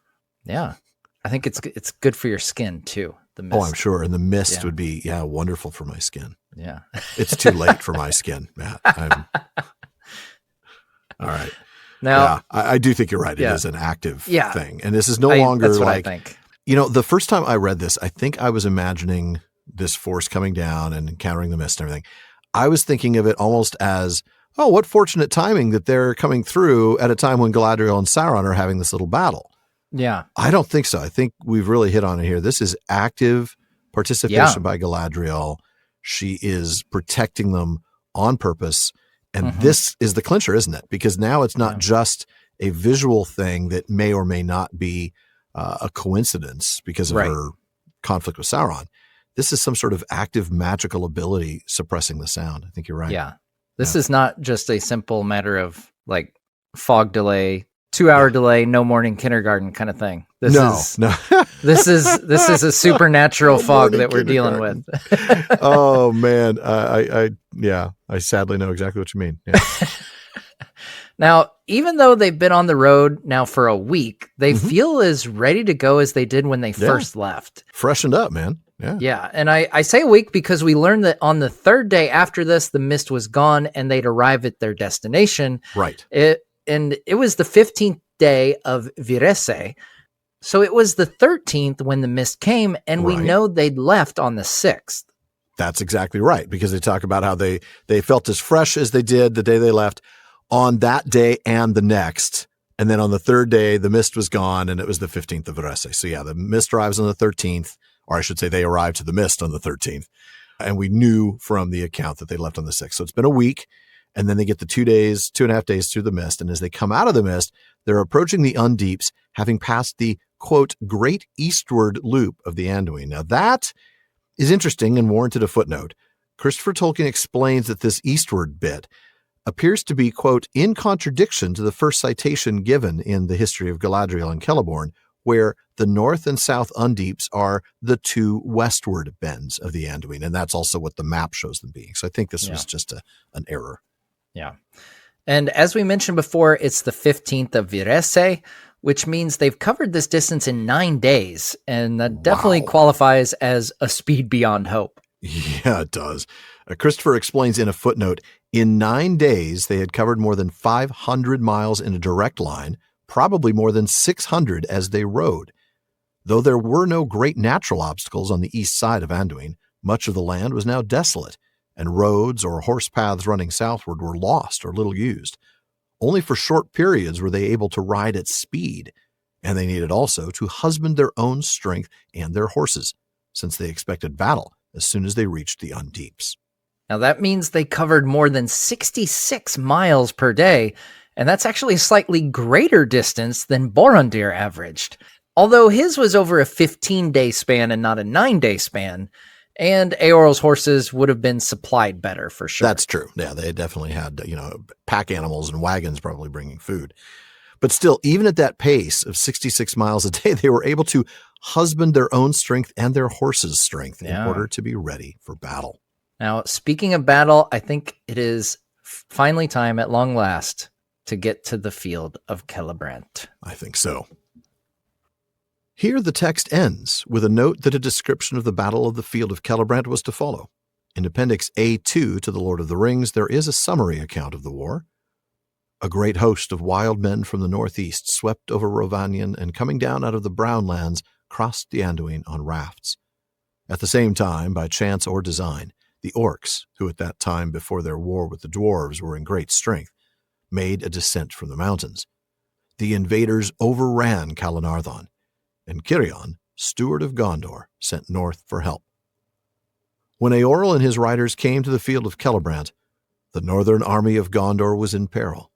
Defeated in the wold and cut off from the south, it had been driven across the Limelight, and was then suddenly assailed by the orc host that pressed it towards the Anduin. All hope was lost when, unlooked for, the riders came out of the north and broke upon the rear of the enemy. Then the fortunes of battle were reversed, and the enemy was driven with slaughter over Limelight. Eorl led his men in pursuit, and so great was the fear that went before the horsemen of the north that the invaders of the wold were also thrown into panic, and the riders hunted them over the plains of Calenardhon. A similar briefer account is given elsewhere in Appendix A 1-4. From neither is the course of the battle perhaps perfectly clear, but it seems certain that the riders, having passed over the Undeeps, then crossed the Limelight and fell upon the rear of the enemy at the field of Celebrant. And that the enemy was driven with slaughter over Limelight means that the Balchath were driven back southwards into the wold. At this point, Christopher discovers that his father's written text ends, and that while he intended to write a description of the Battle of the Field of Celebrant, he never got around to the full version. Oh, what would that look like? Yeah. Oh, man, I want a full, the Battle of Pelennor Fields. I want that. I want it now. Yes. Write it for us, Professor. I love, oh my gosh, like so great was the fear and driven with slaughter over the Limelight. Oh. How great is that line? Tell me more, Professor. I'm thinking of moments on the Pelennor like Theoden seeing the standard of the Southrons and charging for it and taking the leader down and taking the standard down and or Eomer standing on the hillock, ready to be killed, right? He's now the new king, but he's the king of a doomed people who are about to die, and he's laughing with this, Fey doom, Yes. and then the Fey, fell and fair. the fleet arrives, and it's all those moments. Can you imagine something like that here? What that would have looked like? This is definitely a good example, but there's so many moments like this where I'm I know. I just want the you to battles expand. in particular. I want to see them. Yeah. I want to know more. Oh, now we do know one thing that would have been included. It's what we found in that footnote on Borondir that we didn't want to spoil earlier. There we read, and you can now read it with us. Borondir rode back with the Eohera at the right hand of Eorl and was the first to cross the Limelight and cleave a path to the aid of Cirion. He fell at last on the field of Celebrant, defending his lord, to the great grief of Gondor and the Eotheod, and was afterwards laid in tomb in the hollows of Minas Tirith. Oh, man. No wonder R.I.P. The Rider of Last Hope is a great song. Right?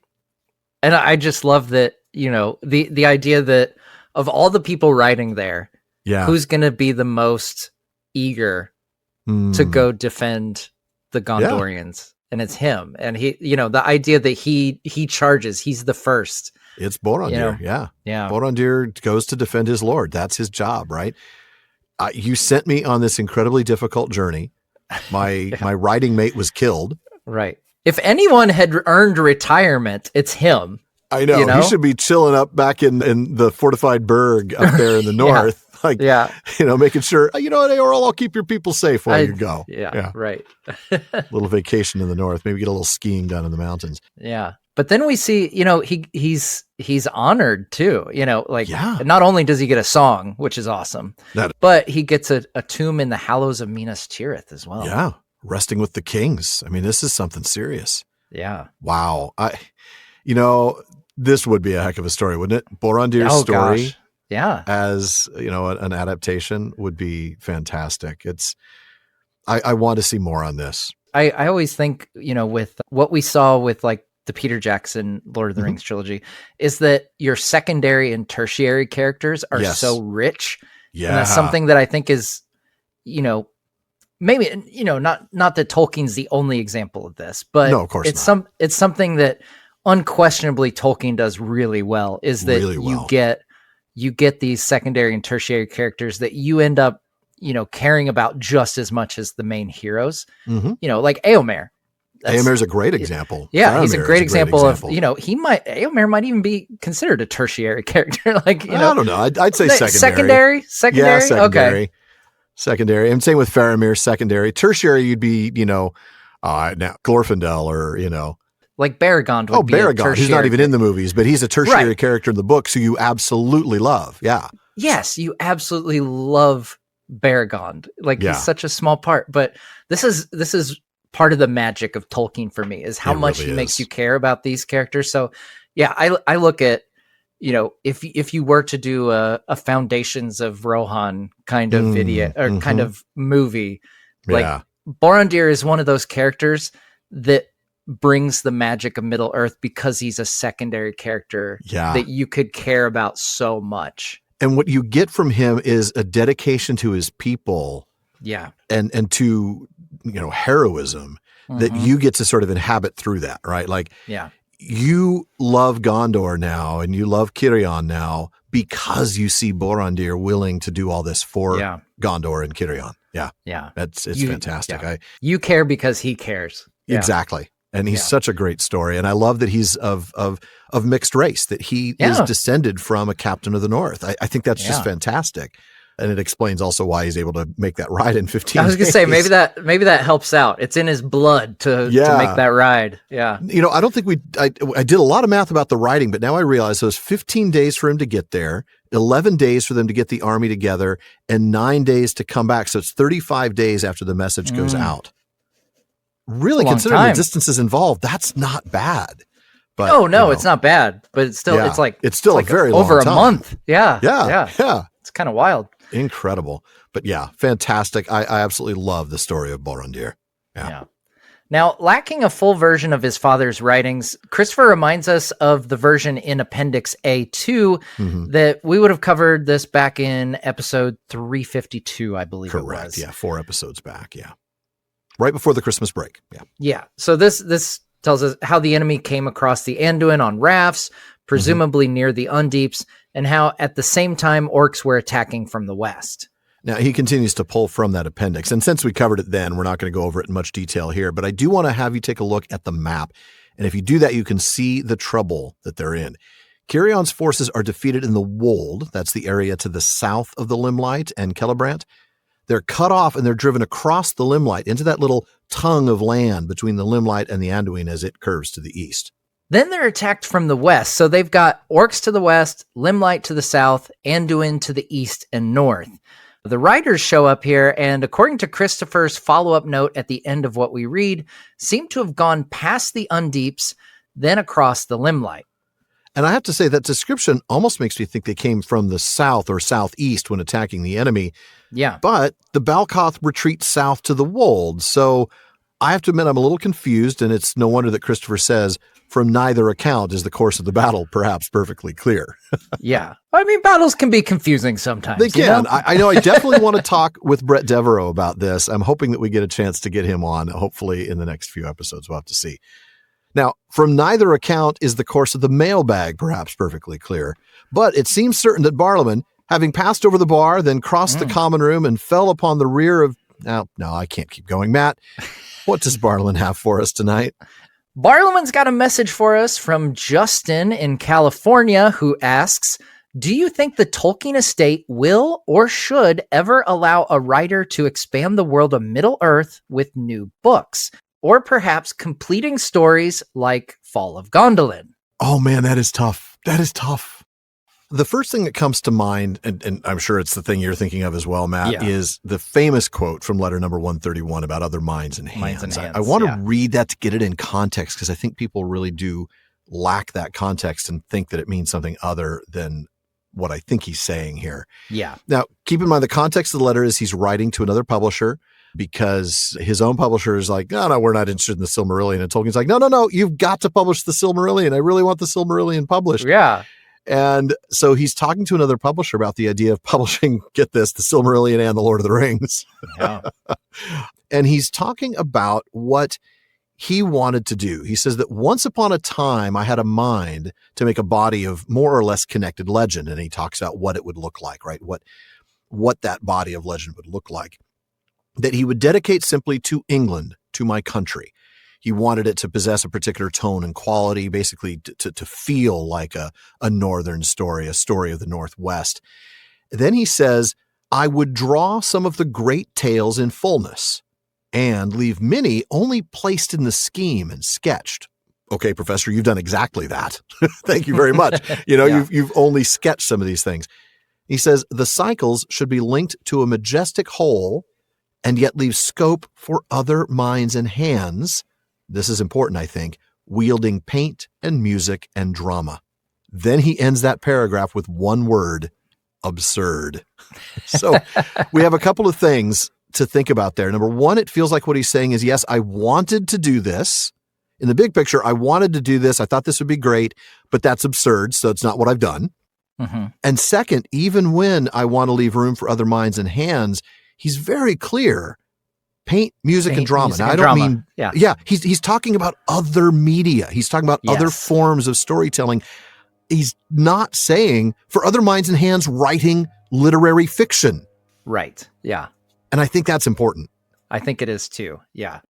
I think the most qualified person to have done this, sadly, is no longer with us. Yeah, that being Christopher. I will say, like, one of my absolute favorite Tolkien books is Children of Hurin. Yes. Which is kind of the most, you could argue it's the most co-authored book. Yes. The most co-authored. That's a great way to say it. The most co-authored. Christopher contributed a lot to that. Yeah. Yes. And like, honestly, it's that book that kind of convinces me that he could have, if he wanted to. Yeah. 100% could have filled out Fall of Gondolin, Beren and Luthien into full books of their own. We have those books, but they're presenting multiple versions of the same story. Right. I'm talking like a fully narrative story. Yeah, to turn it into something more like the Children of Hurin, which is a full narrative as opposed to bits and pieces. Yeah.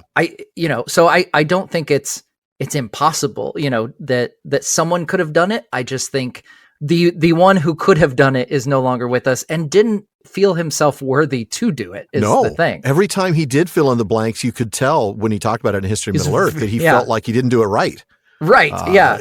He felt very inadequate, it seemed like, which, to me, that if anything's absurd, like that's absurd. Like I kind of roll my eyes. So good. Like, yeah. I'm like, you were fantastic. But like, stop with the humility and fill out this story for us, please. Please. And at the same time, though, any efforts that he would have made to complete those gaps in the fiction, let's say Fall of Gondolin, for instance, I really want to know more about what happened when he gets to the gates and then he's at the seventh gate. And I want to know how he meets Idril. I want to see all of that. I want that conversation. I want his reaction. But every minute he spends writing that is another minute he doesn't spend on the History of Middle Earth and bringing to light all of the incredible work that his father did. So, I feel like that's really important to keep in mind. Following up on what I said earlier from letter 131, it's another comment sort of on the idea of other writers joining in. Mm-hmm. In letter 292, Tolkien is writing back to Joy Hill. She's the secretary at Allen and Unwin that he's communicating with about a lot of these things. He had been sent details of a proposed sequel to The Lord of the Rings that some fan was going to write. And I just keep thinking of the guy who wrote his own fan fiction, tried to publish it, and then had the gall to sue Amazon and the Tolkien estate and found it the hard way. Do not poke the bear. But Tolkien writes this in December of 1966. Dear Miss Hill, I send you the enclosed impertinent contribution to my troubles. I do not know what the legal position is. I suppose that since one cannot claim property in inventing proper names, that there is no legal obstacle to this young ass publishing his sequel. If he could find any publisher, either respectable or disreputable, who would accept such tripe. I have merely informed him that I have forwarded his letter and samples to you. I think that a suitable letter from Allen and Unwin might be more effective than one from me. I once had a similar proposal couched in the most obsequious terms from a young woman, and when I replied in the negative, I received a most vituperative letter. With best wishes, yours sincerely, J.R.R. Tolkien. I love that letter. I adore the tone. He's so angry old man right there. Get off my lawn. I love it. But he still is so proper. I received a most vituperative letter. So a woman writes in and says, I want to write this, and Tolkien says, thank you, but no. And she writes back nasty and mean. Mm-hmm. So now he gets another proposal, and he's like, I'm not dealing with this. I'm going to send this straight to my publisher. I think you guys, maybe your legal counsel, should write him a letter. Who would accept such tripe? Such tripe. from written this by young ass. Yeah, I just adore this letter. And I feel like So good. I hate to say this, but I feel like that really does tell us a lot about what he thought. Yeah. We just recently talked about what might he have thought about AI. There's nothing that says what he thought about AI because it wasn't a thing. But we were able to talk about all those we had a letters lot. that he wrote about the machine or about technology and industry and how soulless it would be. The machine, the soullessness. And so we didn't really have to jump very far. And I'm afraid we don't have to jump very far here. No. I think other than Christopher, I don't think he would have been very open to that at all. No. And it is worth noting that in his will, which you can read, it does say that he gives Christopher permission to complete writings. So if Christopher had chosen, he could have fleshed out as much as he wanted. Now we know, Christopher was much more conservative in his approach to that. Yeah. Yeah. Much more conservative in his approach and, preferred to present his father's writings.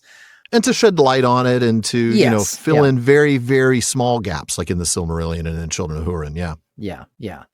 But yeah, so that's why I think, I'm even more solidified in my thought, one person who is both capable and, legitimized or authorized. To do such a thing is sadly no longer with us. Now, the other minds and hands, obviously, I think you're right. I think he envisions that in other media than books. Yeah. And that's where I think the potential lies for, we're talking about Borondir here, and this Rite of Eorl, this Somebody is obviously needs to write the song of the last, the writer of the last hope. Yeah. Write it in music, and put it with an adaptation, that's a visual medium. Yeah. Nothing will ever, even if, something were to happen and they were to start writing new books, they're going to have an asterisk next to them. They're not going to, they might sit on the shelf because that's how alphabetical order works next to them, but it's not going to, they're not going to stack up in any way. So I think it would be futile, I think it would. I really do. I hope they don't go down that road. I don't think they will go down that road. I don't think so either. I genuinely hope they don't, even though I want to see those stories finished. And the reason that I'm saying that is one of my other favorite authors, Isaac Asimov, wrote the Foundation series, which is a fantastic science fiction series. I think one of the very, very best. After he died, his estate did allow 3 very accomplished sci-fi authors who are very good, and I'm not here to criticize their work, to write 1 book each, 3 more books in the Foundation series. And they're good stories. I enjoyed reading them, but they don't match up. They're just not. And I don't necessarily think they were trying to be. And again, this isn't criticism of those authors. It's just, they're not Asimov. Therefore, they're writing, and they're not even trying to emulate him, and it's just not the same. There are stories set in that universe with some of those characters, but they're just really, really, really good fan fiction. Yeah. They don't have that same feeling, even though they are, good books on their own.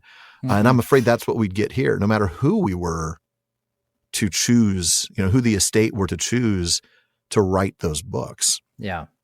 Like you said, with Christopher gone, who are they going to choose? Right. Yeah. Yeah. I just think, do you pick scholars? Do you pick Tom Shippey to write fiction? Do you pick Corey Olsen to write fiction? Do you pick content creators and podcasters? Matt, you and I are going to work together, collaborate, and write a novel? No. Right. No. Absolutely not. Absolutely not. Yeah, I would turn that down in a heartbeat. You kidding me? That's not for me. No, you're just asking for it. You're asking for something terrible. Yeah. I'd have a whole chapter on calendars and maps. No. Yeah. No. But with the paint and music and drama. Yeah. That's the thing. What I am interested in, I am a sucker for illustrated editions of these books that I love. Absolutely. If I keep beating the drum every time, each of the new History of Middle Earth box sets that HarperCollins puts out, that they've done over the last year. Yeah. I've said, I love these, but I want each one an illustrated edition. I'm like, if they I want them all illustrated. Call John, call Alan, call Ted. Let's get the ball rolling. Let's do some illustrated editions and show some of these. And let's get new artists too. Why not? Or new artists. Think about the absolutely. Tolkien calendar from not 2024's calendar, because I think it was the previous year. But 2023 had, I think, 4 it was like or 6 artists. 4 or 6, something. Yeah, somewhere around there. yeah, like let's yeah. So whether it's the classics, the holy triumvirate of artists, or the or new artists, like, you know, one of my favorite copies of The Hobbit is the one illustrated by Jemima Caitlin. Oh yeah, I love that. I adore that one. And so I'm much more interested in, you know, obviously adaptations will always get my attention, movies and stuff. Yeah. But even seeing new illustrated editions, or I still think a graphic novel would be pretty amazing, but then you'd have to lose all the narrative text. And the problem is there's a lot of narrative text, you know, not dialogue, that you have to include. Right. You know, you just can't get across in a visual, purely visual. I think it's down to different media. Choose different media. You know, show it to us in a visual format. Video games are another medium. Yeah, 100%. I mean, you know, he didn't write that in letter number 131 because they weren't a thing. Yeah. But, you know, I was going to say, was Pong even a thing then? I don't know if Pong... No, Matt, it was not. Out? Do you remember when it released, Alan? When Pong released? I'm afraid I do. I was... You do? Oh, okay. Let's put it this way. My first video game... 1972. Well, okay, I was a little later to the game than that. But my first video game console was not even an Atari VCS. It was a Coleco TriStar. You had three sides of this plastic doohickey. One side had a steering wheel and a 2-position shifter. One side had Pong paddles, and one side had a gun and a holster. A gun! Oh my gosh, I'm pulling up the picture. This is interesting. And it was a black and white. It was black and white only. And you played Pong, you played Night Driver, and you played a shooting game. Yeah. Wow, man. Yeah. See, I'm kind of the original Mario / Duck Hunt. That's yeah. Super Nintendo, yeah. Yeah. That makes sense. Regular Nintendo. Oh, okay. Original Nintendo. So you're a little older than that, the SNES crap. Coleco jogged my memory. I did play the Smurfs game on ColecoVision. My dad had a ColecoVision. ColecoVision, yeah. Yeah, that's the first thing I remember playing. Yeah. The Coleco TriStar, though, was really old, and I remember getting one of those. You guys listening to this should Google it, Coleco TriStar. This is the most bizarre looking thing. What's wild is if I still had that would be worth a lot, because it's like in video game museums, right? I mean, it's a really cool piece of history. I just love, like, I'm looking at this thing, and it has a 6-shooter. Yeah, I know. A 6-shooter and a steering wheel. It looks like, I don't know, like Grand Theft Auto would use this or something. Oh, yeah, you'd use both sides. That'd be pretty cool. I like that digression. That was a lot of fun, Matt. But folks, that does wrap it up for another episode of the Prancing Pony Podcast. But please be sure to come back next week when we climb the Halathirion to exchange gifts as we continue the story of Cirion and Eorl. Indeed. Now, Alan and I want to thank the members of Team PPP, editor Jordan Rannells, Barlaman Becca Davis, social media manager Casey Hilsey, event and Patreon community coordinator Katie McKenna, graphic artist Megan Collins, and website guru Phil Dean. Speaking of the website, please take a minute to check it out at theprancingponypodcast.com. It's where you'll find show notes, outtakes, Prancing Pony Ponderings, our online storefront where you can get PPP merch, including all the great episode artwork that Megan's been doing for the show over the last couple of seasons. You'll also want to visit our library page. The Prancing Pony Podcast is, after all, a podcast about the books. So if you're interested in a book we've mentioned on the show, you'll find a link for it in our library. We do get a small amount of compensation when you make your purchase, and we thank you for that. Indeed, we do. We also want to thank our patrons at the Círdan's contribution tier. I'll start with DeMay in Alaska, Chad in Texas, Lance in New Jersey, Paul in Colorado, Joseph in Michigan, Kathy from North Carolina, Carlos in California, Brian in the UK, Jerry from Washington, Joe in Washington, Erwin from the Netherlands, Ben in Minnesota, Anthony in Texas, June in Ireland, Zaksu in Illinois, Sarah in New Jersey, Joshua in Massachusetts, Lucy in Texas, Keith in Alabama, and Erica in Texas. There's also Carson in Oklahoma, Vivian in California, James in Massachusetts, Ann in Kentucky, Sean in New Jersey, Mason in California, Maureen from Massachusetts, Olivia in London, Robert in Arizona, Nick in Wisconsin, Lewis in South Carolina, Thomas in Germany, Craig in California, Bailey in Texas, Kevin in Massachusetts, Julie in Washington, Bruce in California, Joe in Maryland, Nathan in Arizona, and Kevin in Pennsylvania. Thank you all so very much for your support. Indeed, thank you, thank you. Make sure you don't miss any episodes of the Prancing Pony Podcast. Subscribe now through Spotify, Apple Podcasts, Amazon Music, or your favorite podcast app. And one last thing as always, don't forget to send your thoughts, comments, and well, most of all, your 7,000 cavalry just in time to Barliman at theprancingponypodcast.com.